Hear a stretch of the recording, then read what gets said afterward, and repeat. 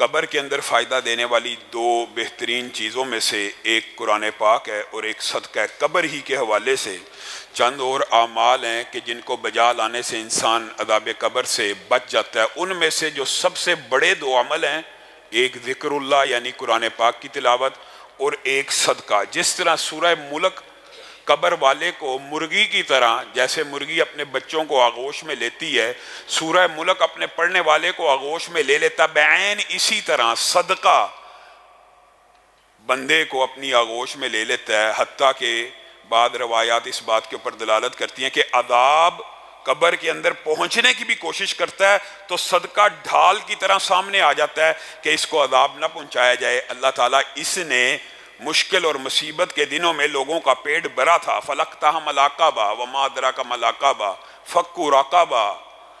تم نیکی کی گاٹھی کو کیا سمجھتے ہو؟ نیکی کی معراج کو کیا سمجھتے ہو؟ یا نیکی کے عروج کو کیا سمجھتے ہو؟ نیکی کی معراج، نیکی کا عروج تو یہ ہے کہ اس دن کھانا کھلایا جائے جس دن کوئی بھوکا ہو۔ اور جب اس آیت کے اوپر بندہ غور کرتا ہے تو افطاری کے وقت لوگوں کو کھانا کھلانے کا اجر و ثواب سامنے آتا ہے، کیونکہ سب سے زیادہ بھوک روزے دار کو اس وقت لگی ہوتی ہے۔ اور کیا روٹی کھلا دینے سے وہ روزے دار کے سارے اجر کو لے کے چلا جاتا ہے، اور روزے دار کا جو اپنا اجر ہے وہ روزے دار کا کم ہو جاتا ہے۔ نبی کریم صلی اللہ علیہ وسلم نے ارشاد فرمایا روزے دار کو بھی پورا اجر ملتا ہے، پورے کا پورا، اور جو کھانا کھلا رہا ہوتا ہے وہ بھی پورے کا پورا اجر لے جاتا ہے۔ نبی کریم صلی اللہ علیہ وسلم نے اپنے صحابہ کی جو تربیت اور ٹریننگ کی تھی صدقے کے حوالے سے مشہور واقعات ہیں، چند ایک کی طرف اشارہ کر کے اپنی بات کو آگے بڑھاؤں گا۔ نبی کریم صلی اللہ علیہ وسلم نے غزوہ تبوک کے اندر آپ کو پتہ اعلان کیا تھا اسلام کمزور ہے، آج اسلام کو تمہارے مالوں کی ضرورت ہے۔ حضرت عمر نے یہ اعلان سن لیا اور کہنے لگے میں نے بڑی غور کیا، میں نے بڑا فکر کیا، اور میں نے سوچا آج اسلام کو اگر مال کی ضرورت ہے تو عمر سے آگے کوئی نہیں نکل سکے گا۔ آج عمر اپنی جائیداد کو دو حصوں میں تقسیم کرے گا، آدھا حصہ اپنے لیے، اپنے بیوی بچوں کے لیے ہمیشہ کی گزر بسر کے لیے رکھ لے گا، اور آدھا حصہ اسلام کے اوپر نچھاور کر دے گا۔ آدھا حصہ لے کے آئے، کہنے لگے اللہ کی قسم یہ وہ آخری دن تھا، یہ وہ آخری دن تھا جس دن عمر نے یہ خواہش کرنا چھوڑ دی کہ کبھی عمر ابو بکر سے بھی آگے نکل سکتا ہے۔ کیا دیکھا، ابو بکر اپنی کل جائیداد لے کے رسول اللہ کے سامنے بیٹھے ہیں، اور رسول اللہ پوچھتے ابو بکر کچھ چھوڑ کے بھی آیا یا نہیں؟ اللہ کے رسول گھر میں آپ کی محبت بھی موجود ہے، اللہ کے اوپر ایمان بھی موجود ہے، چھوڑنے کی اور کیا ضرورت ہے؟ سب کچھ جو کچھ تھا لے کے آگے ہوں۔ رسول اللہ صلی اللہ علیہ وسلم نے اس غزوے کے اوپر شدت سے اعلان کیا، کہا کون ہے جو 100 اونٹ اللہ کی بارگاہ میں دے گا؟ میں محمد صلی اللہ علیہ وسلم اس کو جنت کی بشارت دیتا ہوں۔ حضرت عثمان، نیکیوں سے کیسے کوئی بندہ پیچھے رہ جائے؟ عثمان جیسا، عمر جیسا، ابو بکر جیسے، علی جیسے لوگ کیا نیکیوں سے پیچھے رہنے والے ہیں؟ بس اعلان سنا جنت کی بشارت، 100 اونٹ کے اوپر کھڑے ہو گئے، اے اللہ کے رسول جنت کی بشارت ملے گی؟ جی ملے گی۔ میں عثمان 100 اونٹ دیتا ہوں۔ نبی کریم صلی اللہ علیہ وسلم نے کہا عثمان تیرے لیے جنت کی بشارت ہے، بیٹھ جا۔ کہا اب کون ہے جو 100 اونٹ دے گا؟ میں اس کو پھر جنت کی بشارت دیتا ہوں۔ عثمان پھر کھڑے ہو گئے، اللہ کے رسول ایک مرتبہ پھر ملے گی جنت کی بشارت؟ جی ہاں ملے گی۔ میں اللہ کے راستے میں 100 اور دیتا ہوں۔ نبی کریم نے کہا عثمان تیرے لیے جنت کی بشارت ہو، بیٹھ جا۔ 7 مرتبہ اعلان کیا، 7 مرتبہ کون ہے جو 100 اونٹ دے گا؟ ہر دفعہ حضرت عثمان کھڑے ہو گئے اور کہا اللہ کے رسول مجھے جنت کی بشارت دیجئے۔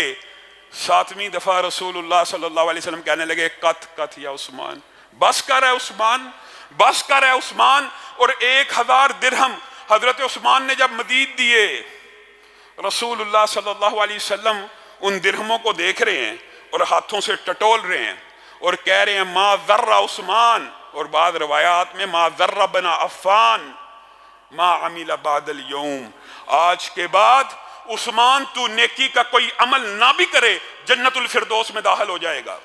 صدقہ اتنی بڑی نعمت ہے اور اتنی بڑی خوبی ہے نیکیوں میں سے۔ لیکن میرے بھائیو آج ایک بات سمجھ کے جانے کی ضرورت ہے، صدقے کی جو ترغیب کی جاتی بہت سی باتیں ہیں، بہت سے سوالات ہیں، انشاءاللہ موقع آیا پھر کبھی ان کے جوابات دیں گے۔ آج جو بات سمجھنے کی ضرورت ہے وہ یہ ہے کہ صدقہ دینا کہاں سے ہے، صدقہ اللہ رب العزت قبول کون سا کرتا ہے، اور صدقہ کس مال میں سے دینا چاہیے۔ صرف قرآن پاک کی ایک آیت بندے کو سمجھ آ جائے تو ہدایت کے لیے کافی ہے۔ یا ایھا الرسل کلوا من الطیبات واعملوا صالحا، اے اللہ کے رسولوں، اے اللہ کے نبیوں، اے اللہ کے پیغمبروں، بتائیے ان سے افضل کوئی شخصیات دنیا میں ہیں؟ ان کو اللہ تعالیٰ کیا کہہ رہا ہے؟ کلوا من الطیبات۔ ابتدا کہاں سے کر رہا اللہ؟ رزق حلال کھاؤ، حلال اور پکیزہ رزق کھاؤ۔ وَاعْمَلُوا صَالِحًا، پہلے حلال کھاؤ اس کے بعد نیکیوں کا عمل کرنا۔ اگر انبیاء اور رسولوں کے اوپر فرض یہ کیا گیا ہے کہ تم نے پہلے حلال کمانا ہے اور بعد میں نیک عمل کرنے ہیں، تو انسانوں کے لیے، مومنوں کے لیے یہ بات فرض نہیں ہے؟ یا ایھا الناس کلوا مما فی الارض حلالا طیبا، اے لوگو صرف حلال اور پاکیزہ چیزیں کھایا کرو۔ لوگوں کو کہا جاتا ہے جی بکرا ہی کھا رہے ہیں، مرغی کھا رہے ہیں، حلال ہے، اللہ کا نام لے کے کھا رہے ہیں۔ میرے بھائیو یہ بات بڑی اہم ہے اور سوچنے کی ضرورت ہے۔ کیا اسلام میں صرف شراب ہی حرام ہے؟ کیا خنزیر ہی حرام ہے؟ کیا رشوت، لوٹ کسوٹ، چوری، ڈکیتی، غصب، کسی سے جھوٹ بول کے مال کما کر لانے والے روپے سے آنے والا بکرا حرام نہیں ہے؟ صرف اسلام میں خنزیر اور شراب حرام نہیں ہے، حرام سے خریدا گیا بکرا بھی حرام ہے، حرام سے خریدی گئی مرغی بھی حرام ہے، حرام سے خریدی گئی سبزی بھی حرام ہے۔ یہ آپ کو کس نے مغالطہ ڈال دیا کہ اللہ رب العزت نے یہ جی حلال جانور ہیں، پکیدہ جانور ہیں؟ جانور تو پکیدہ ہیں، لیکن اللہ یہ بھی دیکھے گا کہ کمائی کا اسلوب اور طریقہ کیا استعمال کیا۔ کیا لوگوں کے ساتھ فراڈ لگا کے، لوگوں کو چکر دے کے، لوگوں کا مال ہڑپ کر کے، خانہ کعبہ کے چکر لگانے سے عبادات قبول ہو جائیں گی؟ لوگوں کو چکر دیے، لوگوں کا مال کھایا، لوگوں کا مال غصب کیا اور چل پڑے حاجی صاحب اور چل پڑے عمرہ کرنے۔ نبی کریم صلی اللہ علیہ وسلم نے بڑی وضاحت سے یہ بات بیان کر دی ہے۔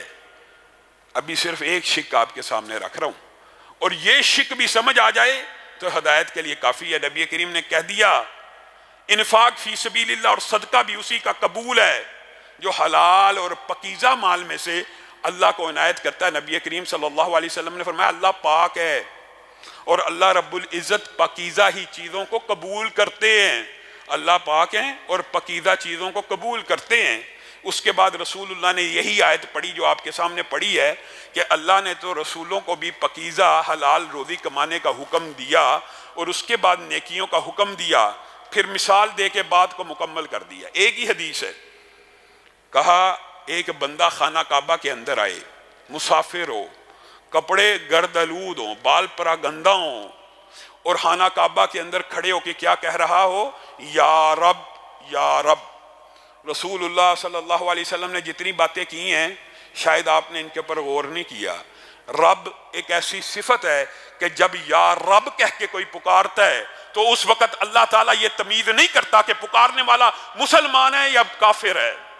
اللہ یہ بھی تمیز نہیں کرتے اس وقت، کیونکہ اللہ رب ہیں، اللہ ہر ایک کی تربیت اور نشو و نما کرنے والے ہیں۔ اور آپ نے غور نہیں کیا کہ کافروں کے ناخن بھی بڑھتے ہیں، کافروں کے بال بھی بڑھتے ہیں، کافروں کا قد بھی بڑھتا ہے، کافر بھی رزق لیتے ہیں، کیونکہ اللہ رب ہے۔ یہ رب ایک ایسی صفت ہے کہ جس کے ساتھ جب رب کو پکارا جائے رب دیتا ہے۔ خانہ کعبہ کے اندر کھڑا ہے، خانہ کعبہ کے اندر کھڑے ہونے والے کی دعاؤں کے بارے میں کتنی احادیث ہیں کہ قبول ہوتی ہیں۔ گویا رسول اللہ آپ کو اور مجھے بتا رہے ہیں مبارک جگہ کے اوپر کھڑا ہے، مبارک نام لے کے اللہ کو ان کے عظیم نام کا، صفت کا واسطہ دے رہا ہے۔ اور کیا ہے؟ مسافر ہے۔ مسافر کی دعا سنی جاتی ہے کہ نہیں؟ حدیثیں موجود ہیں۔ یعنی جتنی صفات بیان ہوئی ہیں، پریشان حال ہے، پراگندہ ہے، یہ ساری کی ساری وہ صفتیں ہیں جن کے اوپر دعا قبول ہوتی ہے۔ لیکن رسول اللہ صلی اللہ علیہ وسلم مجھے اور آپ کو کیا سمجھا رہے ہیں؟ وہ یا رب کہہ کے پکار رہا ہے، اس کی دعا کیسے سنی جائے گی؟ جب وہ یا رب کہتا ہے تو اللہ رب العزت بعض روایات کے اندر، اور مفہوم یہ ہے اس کو جواب دیا جاتا ہے تیری پکار کو کیسے سنا جائے اے بندے؟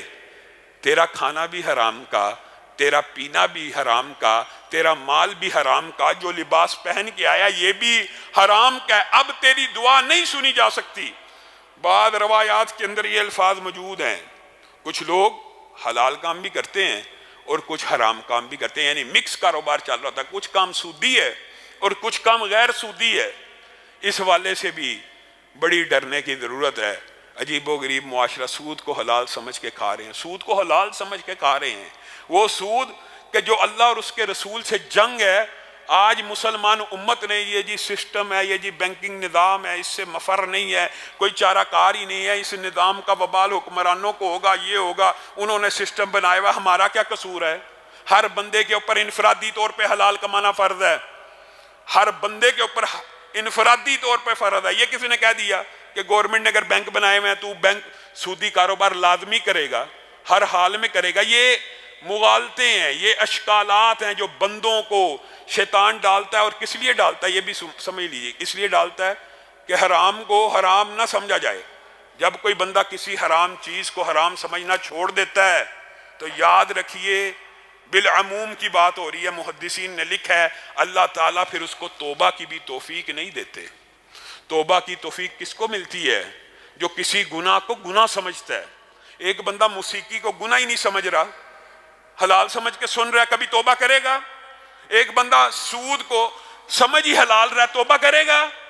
نہیں کر سکتا۔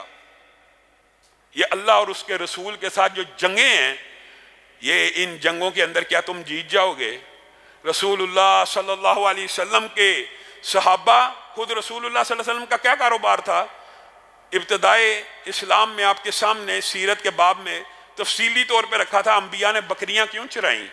رسول اللہ صلی اللہ علیہ وسلم کے پاس ہم یہ سمجھتے ہیں کہ ہمارا ٹائم بڑا قیمتی ہے، نبیوں سے زیادہ کسی کا ٹائم قیمتی ہو سکتا ہے؟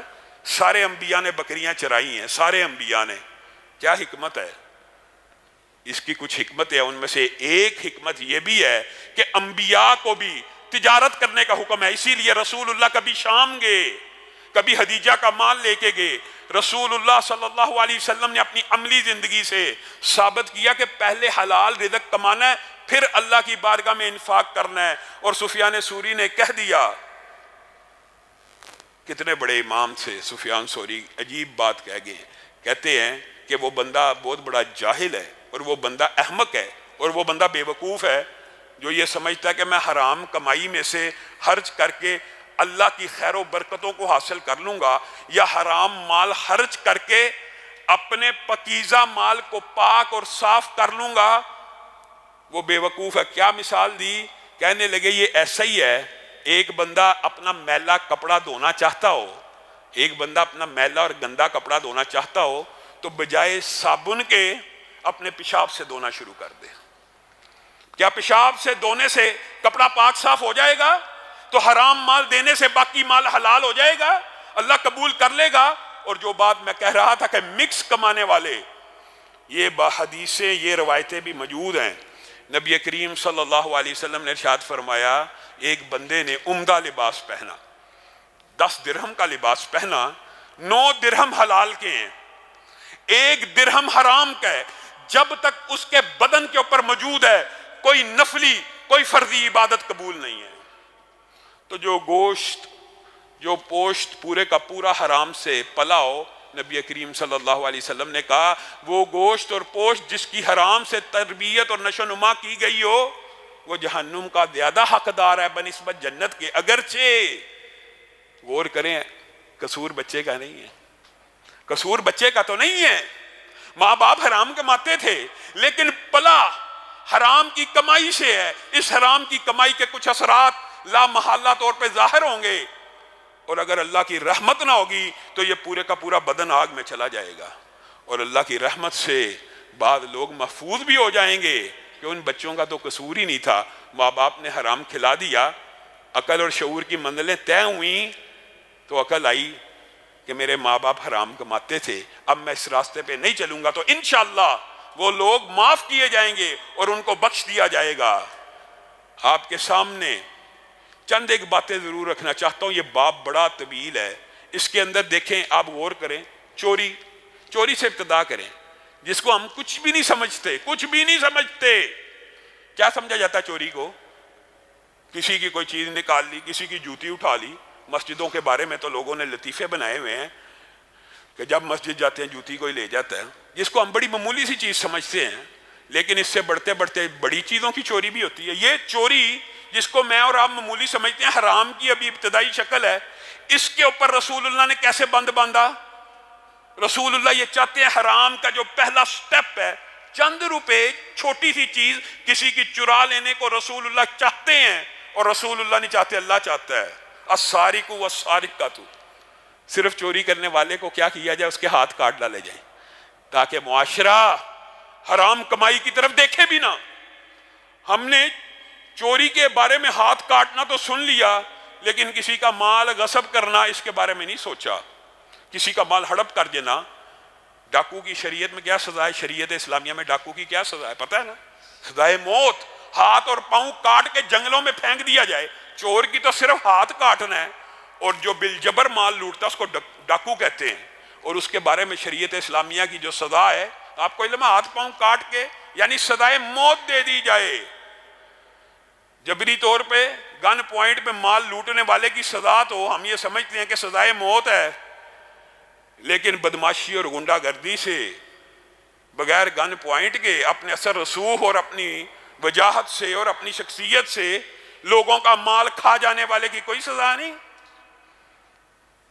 آپ ذرا غور کریں، نبی کریم صلی اللہ علیہ وسلم نے فرمایا ایک بلشت زمین کے ٹکڑے کے اوپر قبضہ کرنے والا، جو اپنے ہمسائے کی، اپنے بھائی کی، کسی کی زمین کے اوپر، ایک بلشت زمین کے اوپر قبضہ کر لیتا ہے اور وہ حق مانگتا رہتا ہے، دے دے نہیں دیتا، اسی حالت میں مر جاتا ہے، تو کل قیامت کے دن یہ 7 زمینوں کا توق اس کے گلے میں ڈال دیا جائے گا. کیا اٹھا سکے گا وزن؟ اگر شریعت اسلامیہ میں زندگی کے اندر یہ سزائیں ہیں، اس لیے ہیں کہ میں اور آپ حرام کی طرف جائیں نہ. اور کیا حرام کیا صرف چوری ڈکیتی مال لوٹنا زمین پہ قبضہ کرنا ہے؟ نبی کریم صلی اللہ علیہ وسلم نے فرمایا جھوٹی قسم کھانے سے مال تو بک جاتا ہے، لیکن اس سے برکت اٹھا لی جاتی ہے. نبی کریم بازار گئے، مجھے اور آپ کو سمجھانے کے لیے گئے کہ میری امت حلال کما لے. حضرت شعیب کی قوم کے اوپر کس لیے عذاب آیا تھا؟ وَيْلٌ لِّلْمُطَفِّفِينَ الَّذِينَ إِذَا اكْتَالُوا عَلَى النَّاسِ يَسْتَوْفُونَ وَإِذَا قَالُوهُمْ أَوْ وَزَنُوهُمْ يُخْسِرُونَ. جب لوگوں سے مال لیتے ہیں، پھل لیتے ہیں، چاول لیتے ہیں، کہتے ہیں وٹا دکھا، باٹ دکھا، وزن پورا کر، پورا تول، پورا تول، یہ تھوڑا کم لگ رہا ہے، تڑکری کو صحیح طرح پکڑ. اللہ کہہ رہا ہے قرآن پاک میں. اور جب خود بیچنے پہ آتے ہیں تو تڑکری کے اوپر ہاتھ رکھ لیتے ہیں کہ کسی بندے کو پتہ ہی نہ لگے کہ کم تولا کہ زیادہ تولا ہے. صرف اتنی سی بات کے اوپر پوری شعیب کی قوم کو دنیا سے اٹھا لیا گیا. اور اللہ تعالیٰ نے کہا ان کے لیے ویل للمطففین، یہ جو ناپ تول میں کمی کرتے ہیں، ناپ تول میں کمی کی اگر یہ سزائیں ہیں تو اعلانیہ کسی کے پیسے کھا جانے کی کیا سزا ہوگی؟ کسی کا مال ہڑپ کر لینے کی کیا سزا ہوگی؟ لوگ یہ سمجھتے ہیں جی یہ رشوت ہے، رشوت تو گفٹ ہوتا ہے، رشوت کو گفٹ کہا جاتا ہے. بے شمار حرام کی قسمیں ہیں جو ممکن ہی نہیں کہ ایک دو لیکچر میں بیان ہو. صرف آپ کو جنرلی طور پہ ایک پوائنٹ آف ویو بتا رہا ہوں. اور کیا حلال کمانے والا اور نیت کرنے والا اللہ رب العزت آج کے بعد صرف حلال کماؤں گا نہیں کماؤں گا حرام، کیا اللہ اس کا رزق تنگ کر دے گا؟ وَمَا مِن دَابَّةٍ فِي الْأَرْضِ إِلَّا عَلَى اللَّهِ رِزْقُهَا. بتائیں اللہ کے علاوہ کوئی رزاق ہے؟ نبی کریم صلی اللہ علیہ وسلم نے کہا اللہ کی قسم بندوں کو مغالتا ہے، یہ بندوں کو مغالتا ہے. اگر بندے اپنے رب کے اوپر اس طرح توکل کرنا شروع کر دیں جس طرح پرندے کرتے ہیں، کتنی شرم کی بات ہے، شرم کی بات ہے. انسان اشرف المخلوقات ہے اور انسان کو سمجھانے کے لیے مثال حیوانات کی دی جا رہی ہے کہ جس طرح پرندے اپنے رب کے اوپر توکل کرتے ہیں. مفہوم یہ ہے کہ گھروں سے نکلتے ہیں خالی پیٹ. کیا گھونسلے کے اندر آپ نے دیکھا 3 دن کا یا 100 دن کا راشن پڑا ہو؟ کس پرندے کے گھونسلے میں 100 دن کا راشن ہوتا ہے؟ کس پرندے کے گھونسلے کے اندر 1 سال کا راشن ہوتا ہے؟ ہر روز نکلتے ہیں اور ایسا ممکن نہیں ہے کہ وہ خالی پیٹ واپس آ جائیں. اللہ ان کو رزق دے دیتا ہے. اگر بندہ مومن بھی اللہ کے اوپر ایسے توکل کرنا شروع کرے تو ان کو ایسے ہی رزق مل جائے گا. اور صرف رزق نہیں ملے گا، خیر و برکتوں کا بھی نزول ہوگا. اور صرف تھوڑا نزول نہیں ہوگا، نسلوں میں چلے گا. ایک بات بیان کر کے میں اپنی بات کو ختم کروں گا. نسلوں میں چلے گا. کیسے چلے گا؟ نوح نامی مدینہ کا ایک لینڈ لارڈ ہے، باغات کا مالک ہے. اس نے ایک مبارک نامی مالی کو رکھ لیا. کہا میرے باغ کو پانی لگایا کر، کھیتوں کو، فصلوں کو، پھلوں کا خیال رکھا کر۔ جی مالک مجھے یہ جواب منظور ہے، جواب پہ رکھ لیا، جو معاوضہ طے کرنا تھا کر لیا۔ ایک عرصے کے بعد آیا، اور بعض تاریخی روایات سے یہ بات ملتی ہے کہ 5-6 سال کے بعد آیا وزٹ کرنے، اور گاہے بگاہے آتا جاتا تھا۔ ایک دن وزٹ کرنے آیا اور باغ میں بیٹھ گیا۔ مبارک پھل توڑ کے لا، بڑا عمدہ بڑا میٹھا مبارک پھل توڑ کے لایا، کھٹا۔ مبارک کوئی اور درخت کا لا، کوئی اچھا لا، کوئی اچھے پودے کا لا۔ پھر گیا، پھر کڑوا، پھر گیا، پھر گلا ہوا۔ اور تجھے 5-6 سال ہو گیا مالی رکھے ہوئے، تجھے یہی پتہ نہیں ہے کہ میٹھا کون سا ہے، کڑوا کون سا ہے، کھٹا کون سا ہے، میٹھا کون سا ہے، گلا ہوا کون سا ہے، خراب کون سا ہے، صحیح کون سا ہے؟ مالک میرے ساتھ جو بات طے ہوئی تھی وہ تو یہ تھی کہ آپ کے باغ کی نگرانی کرنی ہے، ان کو پانی دینا ہے۔ آپ نے مجھے پھل چکھنے کی اجازت کب دی تھی؟ آپ نے مجھے پھل چکھنے کی اجازت کب دی تھی جو مجھے پتا ہو کہ پھل میٹھا ہوتا ہے یا کڑوا ہوتا ہے؟ نوح کی آنکھوں میں آنسو آ گئے، اپنے گھر گیا، کہا بیٹی کیا تو چاہتی ہے کہ میری نظر میں اس وقت زمین کا جو سب سے ایماندار آدمی ہے، چاہے وہ جتنا مرضی غریب ہو، اس کے ساتھ تیری شادی کر دیا؟ جی بابا میں حاضر ہوں، جس کے ساتھ آپ چاہیں گے میں شادی کروں گی۔ بتائیے رزق حلال کمانے والوں کو کیا اللہ ضائع کر دیتا ہے؟ مبارک کی شادی اس عورت سے ہوئی، مبارک اسی نوح کا ملازم ہے، ملازم کے ساتھ بیٹی کی شادی کر دی۔ یہ حسن نیت سے کی ہوئی شادی کا رزلٹ کیا نکلا، نتیجہ کیا نکلا؟ ان کے گھر بیٹا پیدا ہوا، نام کیا رکھا؟ عبداللہ۔ اور یہ وہی عبداللہ بن مبارک ہیں۔ آج 1300 برس گزر گئے ہیں، حدیث کا کوئی طالب علم ایسا نہیں جو ان کا نام سنے آنکھیں ادب سے جھک نہ جائیں۔ یہ وہ عبداللہ ابن مبارک ہیں۔ ان کے بھی بے شمار واقعات ہیں کہ کبھی موقع آیا تو انشاءاللہ ان کی سیرت کو بیان کریں گے۔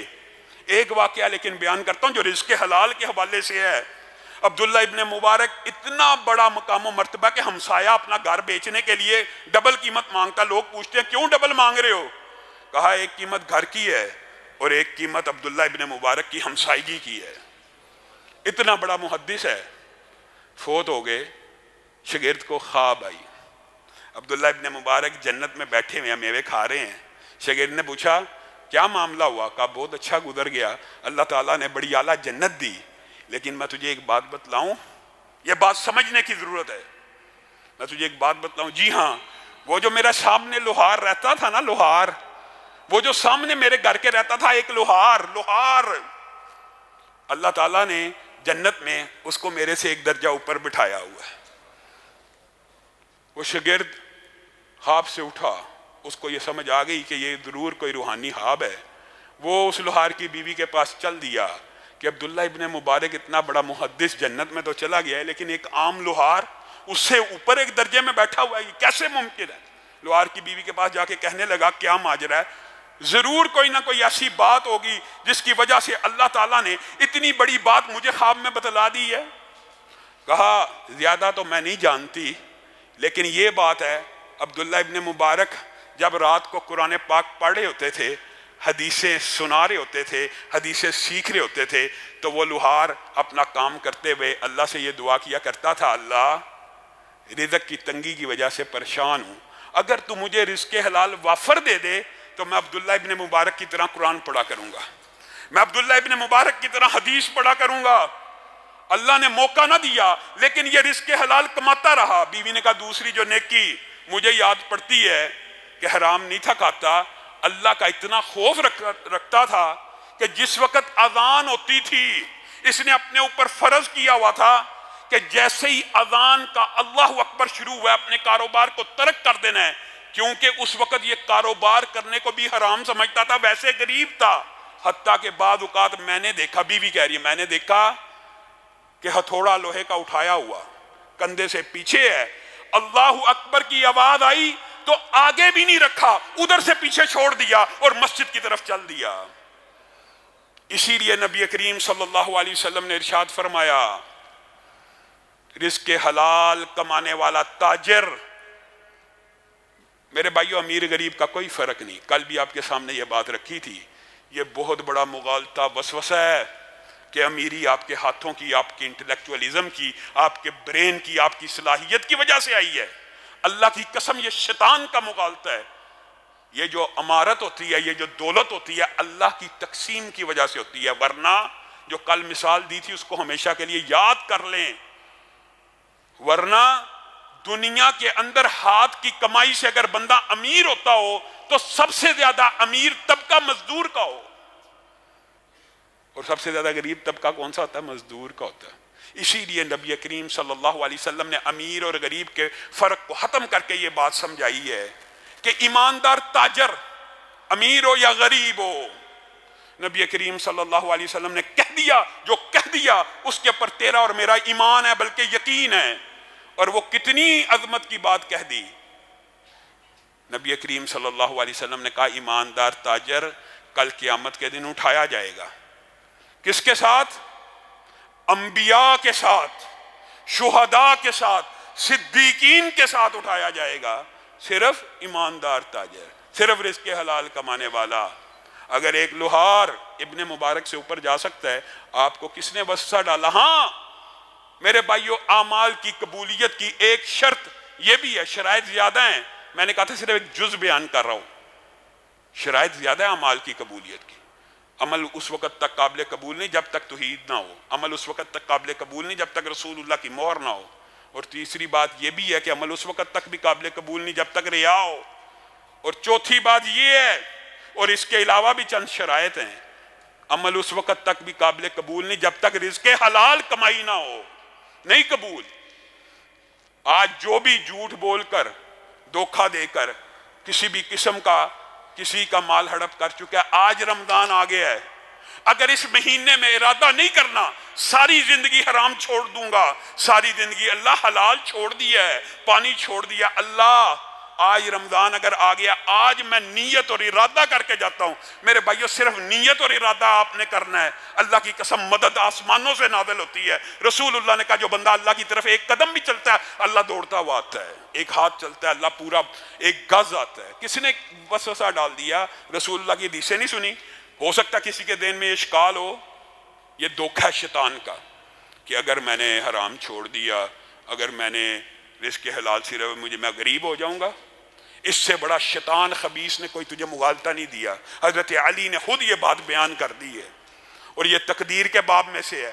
یوم کتابت تقدیر میں آپ کا اور میرا جتنا رزق لکھا ہوا ہے، اللہ کی قسم آپ جتنی مرضی محنت کر لیں اس سے زیادہ نہیں کما سکتے، اور قسم کھا کے پھر یہی بات ہے، اور آپ کی مرضی ہے وہ لکھا ہوا رزق حلال طریقے سے کمائیں یا حرام سے کمائیں، آپ کی مرضی ہے۔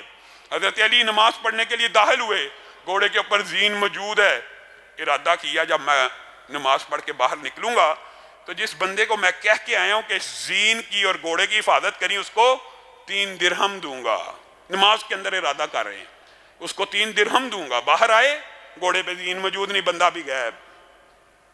کچھ دور گئے، دکان کے اوپر زین لٹکی ہوئی ہے، جا کے پوچھا کیا ماجرا؟ زین تو میری تھی، چوری ہو گئی۔ کہا ابھی ایک بندہ آیا تھا 3 درہم کی بیچ کے چلا گیا ہے۔ بات سمجھ نہیں آئی شاید۔ حضرت علی نے حلال طریقے سے 3 درہم دینے تھے، گویا اللہ رب العزت نے وقت بھی لکھا تھا کہ اتنے بج کے اتنے منٹ پہ اس بندے کو 3 درہم ملنے ہیں، بندے کی مرضی ہے حرام طریقے سے لے لے یا حلال طریقے سے لے لے، میری اور آپ کی مرضی ہے۔ جب اللہ نے لکھ دیا ہے کہ رزق اتنا ہی ملنا ہے تو جو مرضی چلاکی و شیاری کر لے، اللہ کی قسم اگر نہ بھی کرے گا حلال طریقے سے مل جائے گا۔ ارادہ کر لیجئے، اللہ رمضان آ گیا، جو معاملات ہیں سب کو سیدھا کر لیں گے، اور آج کے بعد صرف اپنے پیٹ میں، اپنے بچوں کے پیٹ میں، یہ بچوں کے ساتھ ظلم ہے، ان کے پیٹ میں حرام نوالا ڈالا جائے، اپنے اور اپنے بچوں کے پیٹ میں حلال روزی ڈلوائیں گے۔ اللہ رب العزت ہم سب کو رزق حلال فراہ نصیب فرمائے، اللہ ہم سب کو رزق حلال فراہ نصیب فرمائے، حرام کی پائی پائی سے محفوظ فرمائے۔ سبحان ربک رب العزت عما یصفون وسلام علی